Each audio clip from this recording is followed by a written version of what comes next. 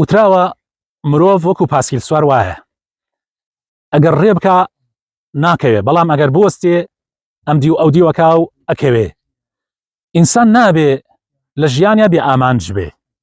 لە هەر کاتێک وەستای ئامانجت نەبوو، هەر کاتێک وەستای و بێ ئامانج بووی، ئەوە دڵنیا بە ئەم دی و ئەو دیوەکە یعنی حاڵەتی دەرونی تێک ئەچێ و زۆر ترسی ئەوە هەیە بکەوی. بەڵام ئەگەر ئامانجت هەبوو لە جوولەیە بووی بۆ ئامانجەکەت، ئەوە ئینشاءالله دایمەن بەڕێوەیە و ترسی ئەوەت نابێ کەوا بکەوی.